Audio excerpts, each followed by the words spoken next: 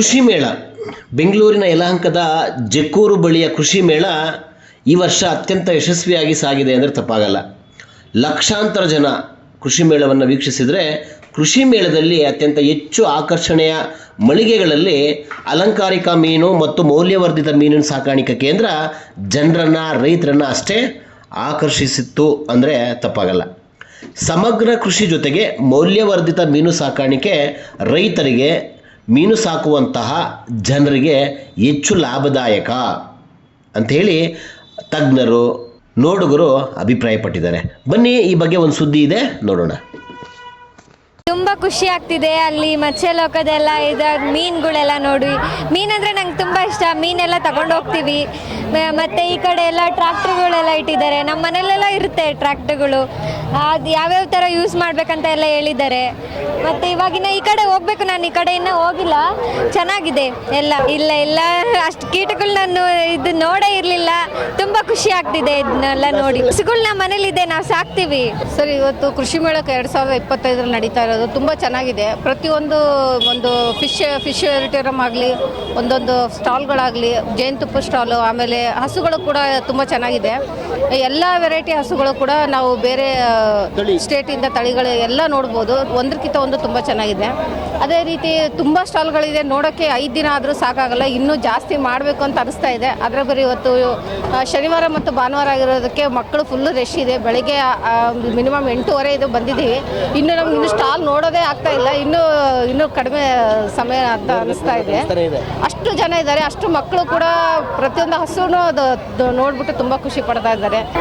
ನಮಸ್ಕಾರ, ನನ್ನ ಹೆಸರು ಡಾಕ್ಟರ್ ಹರ್ಷ ನಾಯಕ್. ನಾನು ಇಲ್ಲಿ JKVKಯಲ್ಲಿರುವ ಒಳನಾಡು ಮೀನುಗಾರಿಕಾ ಘಟಕದಲ್ಲಿ ಸಹಾಯಕ ಪ್ರಾಧ್ಯಾಪಕರು ಹಾಗೂ ಮುಖ್ಯಸ್ಥರಾಗಿ ಕಾರ್ಯನಿರ್ವಹಿಸ್ತಾ ಇದ್ದೇನೆ.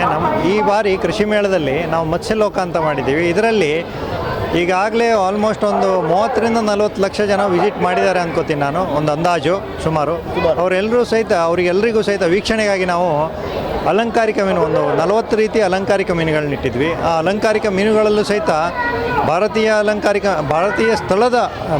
ಸ್ಥಳೀಯ ಭಾರತೀಯ ಅಲಂಕಾರಿಕ ಮೀನುಗಳು ಸಹ ಇದ್ದವು. ಅದ್ರ ಜೊತೆಗೆ ಎಕ್ಸೋಟಿಕ್ ಅಂದರೆ ಇಂಪೋರ್ಟ್ ಮಾಡಿ ನಾವು ಇಲ್ಲಿ ಭಾರತದಲ್ಲಿ ಸೇಲ್ ಮಾಡುವಂಥ ಅಲಂಕಾರಿಕ ಮೀನುಗಳು ಸಹ ಎಲ್ಲ ವೀಕ್ಷಕರಿಗೆ ವೀಕ್ಷಣೆಗಿತ್ತು. ಅದ್ರ ಜೊತೆಗೆ ರೈತ ಬಾಂಧವರಿಗೆ ಸುಧಾರಿತ ತಳಿಗಳು ಅಂದರೆ ಈ ಕೃಷಿ ಹೊಂಡಕ್ಕೆ ಅಥವಾ ಮೀನು ಕೃಷಿಗೆ ಬೇಕಾಗಿರುವಂಥ ಮೀನು ತಳಿಗಳು ಯಾವ್ಯಾವುದು, ಮತ್ತು ಮೀನು ಮರಿಗಳನ್ನ ಯಾವ ರೀತಿ ಸೆಲೆಕ್ಷನ್ ಮಾಡ್ಕೋಬೇಕು, ಗುಣಮಟ್ಟ ಹೇಗಿರಬೇಕು, ಮತ್ತು ಸಿಹಿ ನೀರು ಮುತ್ತು ಕೃಷಿ ಅದರ ಬಗ್ಗೆ ನಾವು ಒಂದು ಪ್ರಾತ್ಯಕ್ಷಿಕೆಯನ್ನು ಏರ್ಪಡಿಸಿದ್ವಿ. ಅದೇ ರೀತಿ ಬಲೆಗಳನ್ನು ಸಹಿತ ಅಂದರೆ ಪಂಜರಗಳಲ್ಲಿ ಕೃಷಿ ಮಾಡೋದನ್ನ, ಮತ್ತು ಅದೇ ರೀತಿ ದೊಡ್ಡಿಗಳಲ್ಲಿ ಕೃಷಿ ಮಾಡೋದನ್ನ ಯಾವ ರೀತಿಯನ್ನು ಮಾಡೋದನ್ನ ಒಂದು ಪ್ರಾತ್ಯಕ್ಷಿಕೆನೂ ಸಹಿತ ನಾವು ಎಲ್ಲರೂ ಸಹಿತ ವೀಕ್ಷಿಸಿದ್ದಾರೆ. ನಾವು ಈ ಬಾರಿ ಮತ್ಸ್ಯ ಲೋಕವನ್ನು ರಾಷ್ಟ್ರೀಯ ಮೀನುಗಾರಿಕಾ ಅಭಿವೃದ್ಧಿ ಮಂಡಳಿ ಹೈದರಾಬಾದ್ ಅವರ ಸಹಯೋಗದೊಂದಿಗೆ ಮತ್ತು ICR SIFA ICR SIFRI ಇವರ ಒಂದು ಸಹಯೋಗದೊಂದಿಗೆ ನಾವು ಮಾಡಿರ್ತೇವೆ. ಹೌದು, ಖಂಡಿತವಾಗಿ ಕಟ್ಕೊಳ್ಬೋದು.